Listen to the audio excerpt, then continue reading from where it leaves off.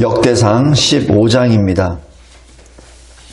역대상 13장에서 다윗이 언약궤를 다윗성으로 옮길 때 수레에다가 옮깁니다.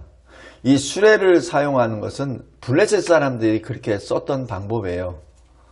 그러니까 지금도 사실 좀 의아스럽습니다. 왜 다윗이 블레셋 사람들이 했던 방법을 택했는지, 그것은 지금 성경이 기록되지 않았기 때문에 이유를 모르겠습니다. 하여튼 이 수레에다 옮기는 것 때문에 우사가 죽죠. 근데 우사가 죽을 때 이 13장 11절에 이렇게 말합니다. 여호와께서 우사의 몸을 찢으셨으므로 라고 합니다. 그러니까 찢었다라는 그런 표현이에요. 그래서 다윗이 두려워서 다윗성으로 옮기지 못하고 오벳에돔의 집에 옮깁니다. 근데 여기서 하나님이 약속을 표로 보여주세요. 그것이 뭐냐면은 13장 14절입니다. 석 달을 있었는데 여호와께서 오벳에돔의 집과 그의 모든 소유에 복을 내리셨더라. 그래서 하나님이 임재하시는 곳에 하나님께서 복을 내리신다는 표를 보여주세요. 이 얘기는 뭐냐면은 다윗에게는 소망입니다. 그렇지, 내가 잘못해서 내가 말씀대로 행하지 않았기 때문에 우사가 찢겨서 죽였지만은, 그러나 하나님의 마음은 다윗성에 오시는 거야. 그래서 그 표적으로 오벳에돔에 이렇게 복을 내리셨다는 것이죠. 3개월 동안 어떤 복을 내리셨는지 그건 잘 모르겠습니다. 그러나 누가 봐서도 이거는 하나님이 복을 내리셨다라는 표적을 오벳에돔 집에서 나타내 주신 것이죠. 이제 15장 오늘 3개월 후에 다윗이 이 언약궤를 다윗성으로 옮기는 그 장면입니다. 여기 설교 요약을 잠깐 보겠습니다. 먼저 1절부터 24절까지 이제는 레위인이 어깨에 메고 다윗성으로 옮깁니다. 하나님이 기뻐하시는 일이에요. 이 언약궤를 다윗성으로 옮기는 일은. 그런데 방법 면에서 말씀대로 행하지 아니하시면 하나님이 기뻐하시지 않습니다. 그리고 하나님이 기뻐하시지 않는 것은 하나님이 막으세요. 우리가 인생을 살면서 그런 체험을 아마 몇 번은 하셨을 거예요. 내 생각에는 이게 옳다고 생각했는데 근데 할 때마다 막혀. 그런 경우가 있어요. 할 때마다. 그때는 다시 내가 하려던 것과 하나님의 말씀과 맞춰봐야 됩니다. 왜 안 되지? 내가 열심히 했는데 왜 안 되지? 안 되는 데는 이유가 있어요. 지금 여기 다윗이 거기에 대해서 철저하게 회개합니다. 여기 15장 13절 보십시오. 우리가 규례대로 그에게 구하지 아니하였다. 전에는 레위 너희들이 언약궤를 매지 않았어. 그래서 우리 하나님 여호와께서 우리를 찢으셨어. 여기서 잘 보세요. 이것이 다윗의 신앙입니다. 찢어서 죽임을 당한 사람 우사입니다. 근데 다윗은 우리를 이렇게 표현합니다. 우리가 이 세상을 보거나 나라를 보거나 교회를 봤을 때 항상 어떤 한 사람에 대해서만 하지 마십시오. 그것이 우리 공동체의 모습입니다. 우사를 찢으셨어가 아니에요. 우리를 찢으셨어. 지금 이것이 다윗의 신앙의 모습입니다. 성도 여러분, 말씀을 아는 것과 행하는 것은 달라요. 아는 것과 행하는 것은 다릅니다. 그래서 우리가 이 설교를 통해서 성경 공부를 통해서 알게 되잖아요. 안다고 해서 내가 행하는 것 아니에요. 그래서 아는 것과 행하는 것은 별도입니다. 그래서 행하기 위해서는 그 아는 것을 내가 믿고 나를 쳐서 순종케 해야 됩니다.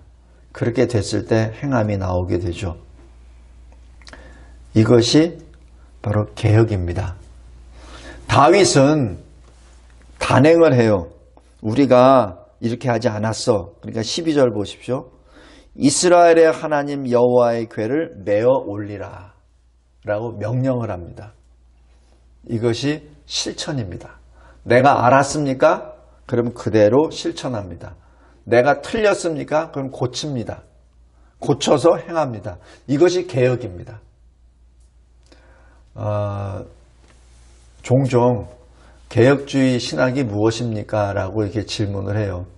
그러면은 우리가 항상 알고 있는 처럼 절대 주권의 하나님, 그리고 하나님의 영광을 위하여, 또 말씀 중심, 하나님 중심, 또 교회 중심으로 여러 가지 이렇게 말을 합니다. 틀린 거 아니에요. 근데 개혁의 핵심은 행함에 있습니다. 만약에 그것이 아합니까? 행함에 있습니다. 그게 개혁입니다. 그래서 이 개혁신학을 한다고 해놓고 자기가 행함이 없잖아요. 그럼 그거는 개혁신학이 아니에요. 오늘 여기 다윗이 그것을 선한 본을 보여줍니다. 자기가 잘못했어요. 어떤 이유에서든지 하나님의 말씀대로 레위인이 내야 되는데 그러지 않았습니다. 그리고 과거 블레셋 사람들이 했던 그대로 행하였습니다. 그래서 하나님이 찢으셨어요. 그것을 우싸만 했다가 아니라 우리를 회개합니다. 그리고 단행합니다. 그것이 개혁입니다. 자, 여기서 할 때 오벳 에돔에 있는 그 언약궤를 옮기기 위해서 준비를 합니다. 여기 1절 보세요.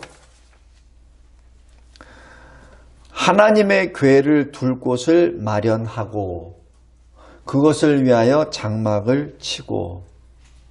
근데 여기에서 조금 제가 묵상을 하면서 조금 좀 의아스러운 것이, 그렇다면 13장에 하나님의 언약궤를 매을 때, 언약궤를 옮기려고 했을 때는 언약궤를 둘 장막을 준비 안 했었나 하는 생각이 갑자기 들더라고요. 그냥 언약궤를 다윗성에다 그냥 옮겨 놓으면 된다는 그 그냥 급한 마음에, 다급한 마음에 그것만 했나?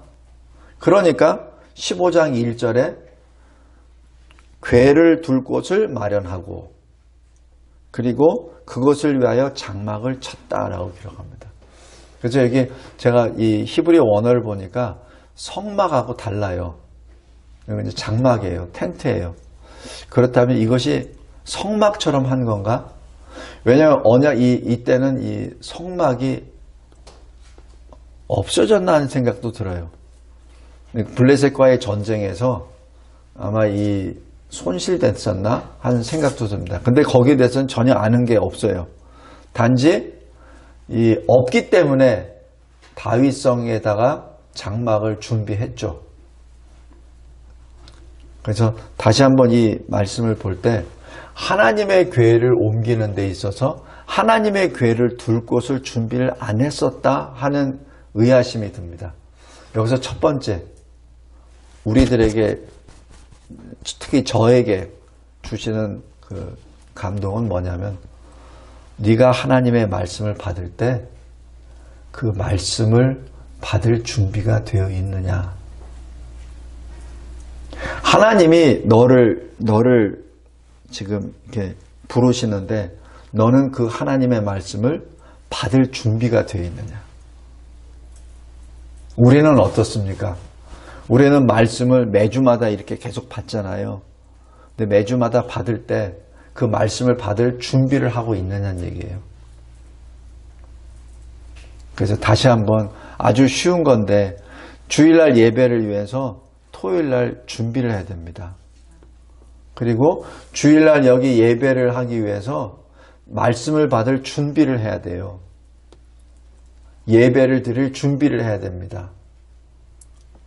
그러지 않고 우리는 허겁지겁 세상의 일을 내려놓고 허겁지겁 시간이 돼서 막 달려옵니다. 그러면 어떻게 되죠? 자칫 13장처럼 돼버려요.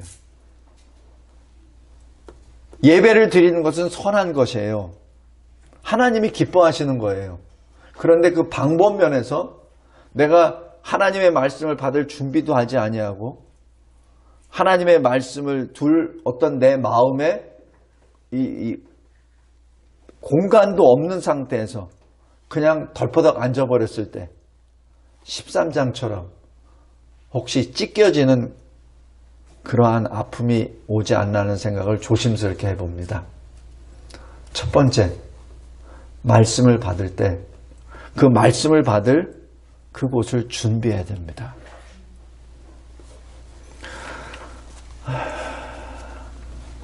그 다음에 그 준비를 하고 난 다음에 다윗이 말씀대로 이제 레위인 제사장들을 모읍니다.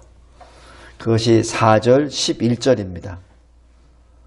15장 4절과 11절인데 다윗이 아론 자손과 레위 사람을 모은다는 게 아론 자손은 뭐죠? 제사장이죠. 그래서 11절에 제사장과 레위 사람들의 지도자들, 대표들을 불러 모아요. 그리고 12절에 이렇게 명령을 합니다. 너희는 레위의 지도자들이다. 그러니까 너희와 지금 이 언약궤를 옮기는 데 있어서 수종도는 모든 사람들은 성결케 하라. 그리고 내가 마련한 곳으로 언약궤를 메어서 올려라. 이렇게 말합니다.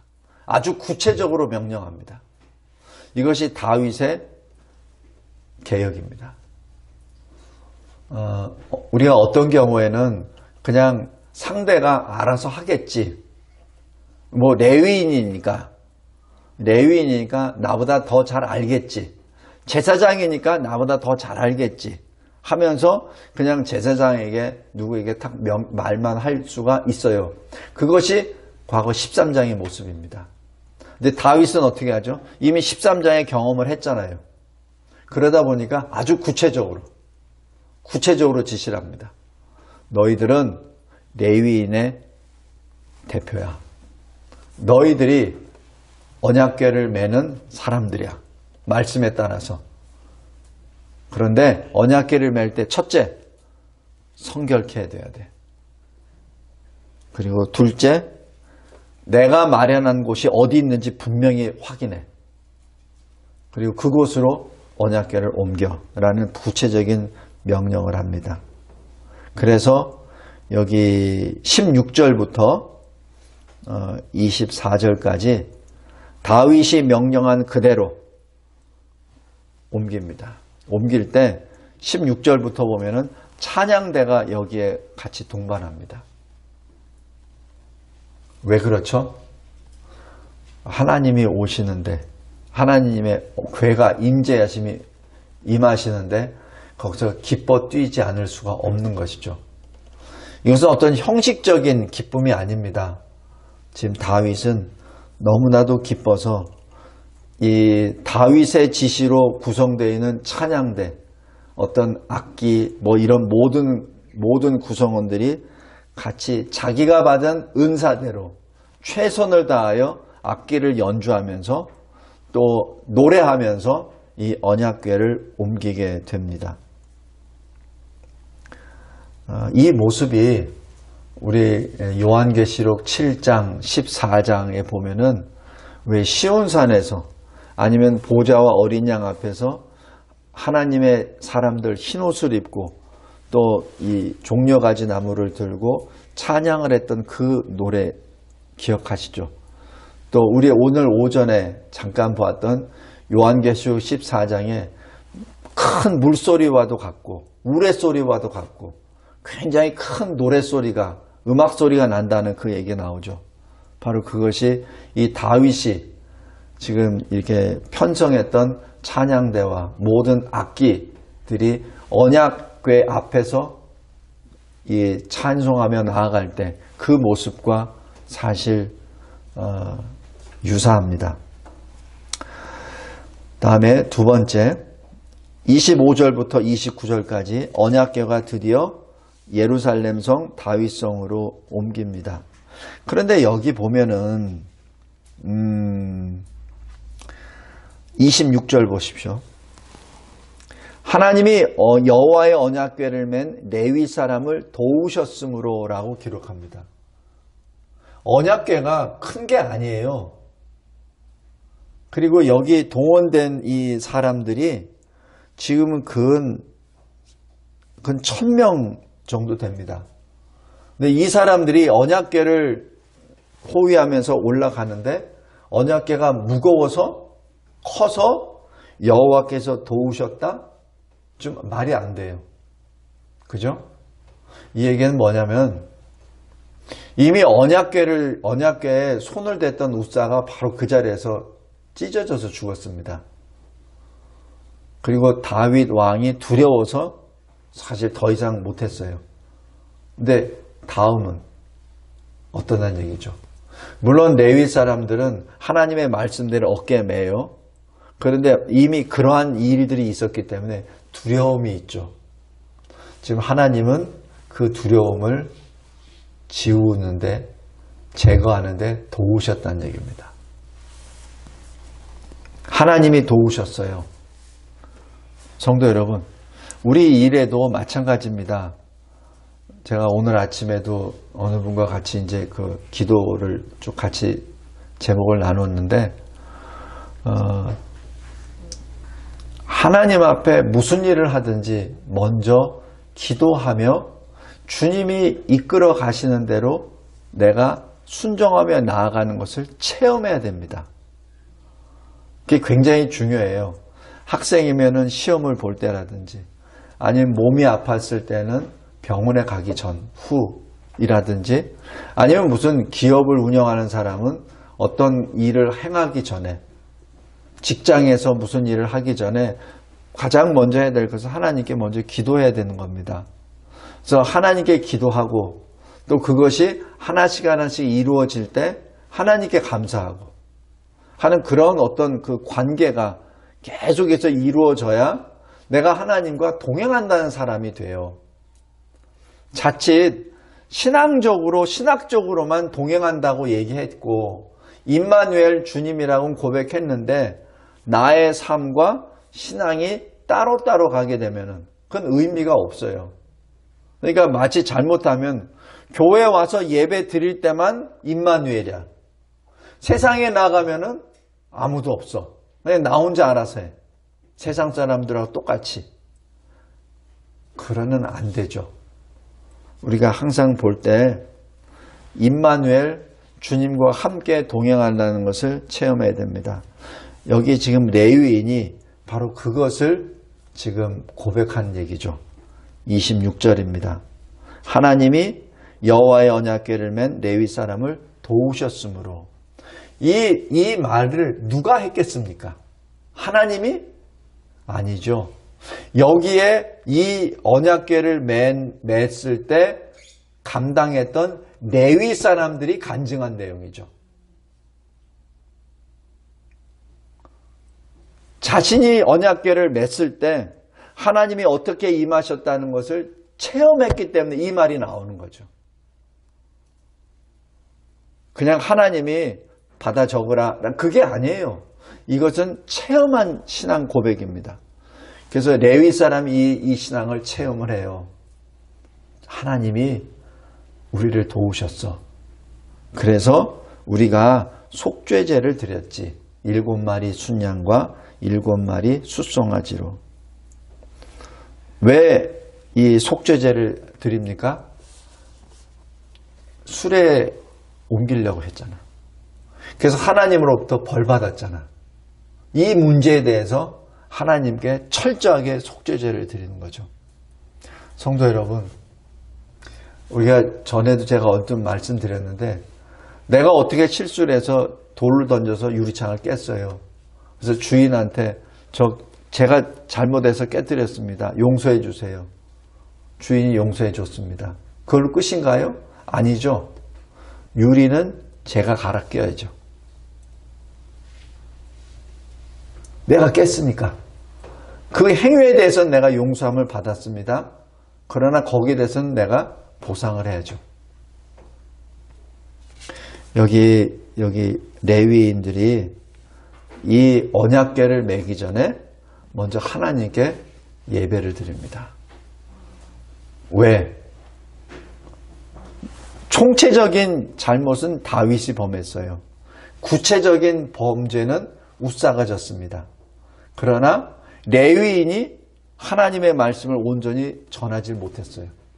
그리고 레위인이 그것을 직무를 자기가 맡았는데 그것을 행하지 않았습니다.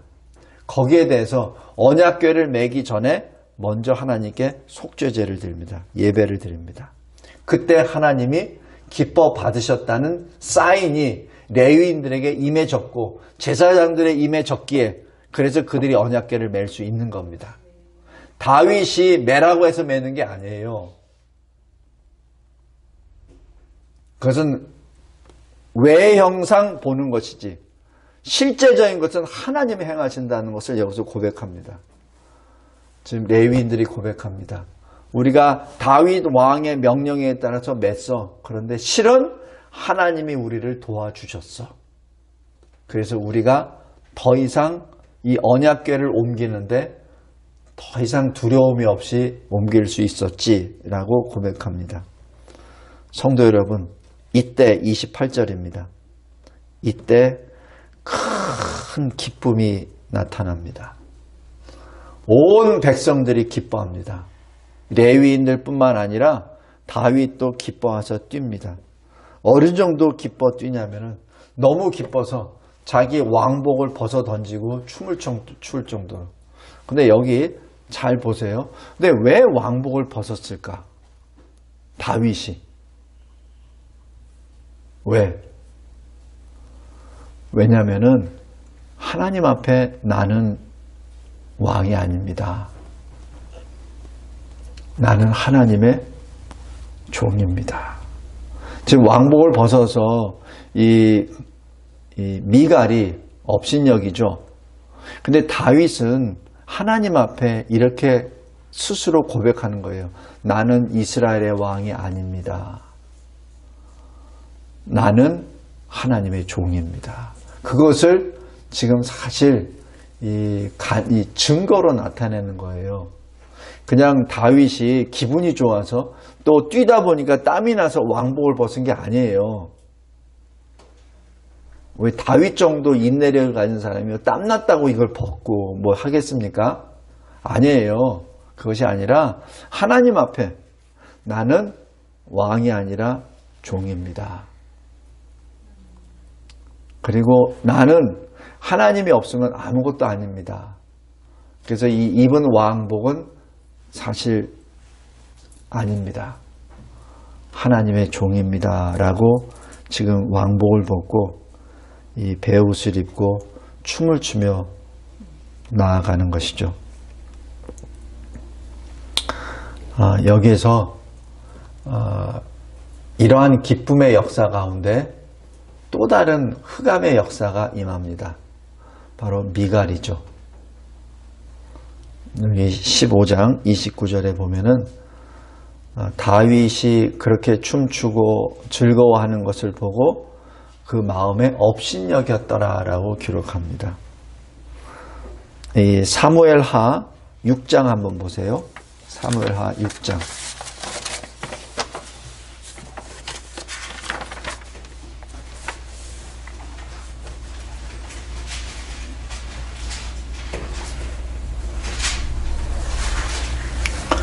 이 역대상에서는 마음에라고 표현하는데 사무엘하 6장에서는 그 마음에 있는 것을 미갈이 직접 입으로 토해냅니다.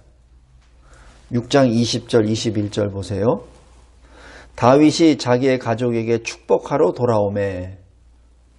지금 다윗은 한 나라의 왕이기도 하지만은 자기 가족의 가장이에요. 그러니까 집에 와서도 하나님의 이름으로 또 축복합니다. 사울의 딸 미갈이 나와서 다윗을 맞으며 이르되 이스라엘 왕이 오늘 어떻게 영화로우신지 방탕한 자가 염치 없이 자기의 몸을 드러내는 것처럼 오늘 그의 신복의 계집종의 눈앞에서 몸을 드러내셨도다. 어떻게 이렇게 수치스러운 일을 합니까? 라고 얘기하죠. 왕이 돼가지고. 이때 다윗이 말합니다. 이는 여호와 앞에서 한 것이니라. 지금 그래서 아까 요한계시록 14장 우리 설교할 때 봤듯이 우리가 어디에 있느냐는 얘기죠. 지금 외견상 보면 똑같이 이곳에 있습니다. 그러나 다시 한번 생각해 보십시오. 내가 시온산에 어린 양과 함께 서 있는지 아니면 땅에 거하는 자들과 있는지 그것을 보기 바랍니다. 지금 다윗은 하나님 앞에 시온산 앞에 있어요. 그런데 미갈은 어디에 있죠? 땅에 거하는 자들에게 있죠. 그러니까 다윗이 왜 저렇게 하는지를 모르는 거예요. 그러니까 다윗이 말하죠. 여호와 앞에서 한 것이니라. 여호와께서 너 네 아버지 사울과 사울의 온 집을 버리시고 나 다윗을 택하사 나 다윗을 여호와의 백성 이스라엘의 왕으로 삼으셨으니 내가 여호와 앞에서 뛰노으리라 라고 기록합니다. 이유를 말을 해요. 나는 하나님의 종이다라는 얘기죠. 22절에 내가 이보다 더 낮아져서 스스로 천하게 보일지라도 나는 너에게는 높임을 받을 너의 남편이야 라는 것이죠. 그리고 23절에 죽는 날까지 미갈은 자식이 없다라고 기록합니다. 더 이상 이 다윗이 미갈과 같이 지내지 않는다는 것을 여기서 의미합니다. 성도 여러분, 우리 다시 한번 잘 생각해 보시기 바랍니다. 우리는 완전한 사람이 아니에요. 그래서 우리가 예수 믿음으로 해서 의인이라 칭함을 받긴 받았어요. 그런데 우리에게는 주님 앞에 서는 그 순간까지 성화의 길을 걸어가야 됩니다. 그래서 그것이 뭐죠? 믿음의 열매의 삶이 되어야 돼요. 열매가 없을 때에는 그거는 죽은 믿음이에요. 그래서 그 야고보서 2장 말씀과 로마서 1장 17절 말씀은 이어지는 겁니다. 맞아요. 의인은 오직 믿음으로 말미암아 살아요. 그런데 그 의인은 믿음의 열매인 행함이 따라옵니다. 행함이 없다면 그건 죽은 믿음이에요. 오늘 여기 말씀을 통해서 다윗은 그 행함을 직접 나타냅니다. 그것이 개혁이요. 말씀 순종입니다. 그리고 철저하게 자기 자신이 하나님의 종임을 나타냅니다.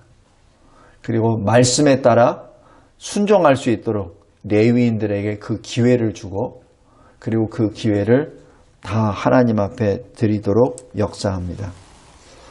하나님의 교회는 그리스도 예수 안에서 거룩하여지고 예수 그리스도의 이름을 부르는 성도들이 바로 하나님의 교회입니다. 그런데 이 하나님의 교회는 하나님의 도우심으로 세워지고 하나님의 도우심으로 견고하게 서고 하나님의 도우심으로 하나님의 영광을 나타내게 됩니다. 이 일에 쓰임을 받는 이 진리와 제자 교회 그리고 저와 여러분이 되시기를 간절히 기도합니다. 하나님 감사하고 감사합니다. 하나님께서 저희들에게 주신 이 역대상 15장 말씀을 통하여 우리가 하나님의 말씀을 받을 때 어떻게 받아야 되는지 또 어떻게 순종해야 되는지 알려주심에 진심으로 감사합니다. 여기 있사오니 받아주시고 또 주의 선하시고 기쁘시고 완전하신 뜻대로 순종함으로 하나님을 찬송하고 하나님의 영광을 나타내는 우리 모두가 되게 하옵소서. 예수 그리스도의 이름으로 기도드리옵나이다. 아멘.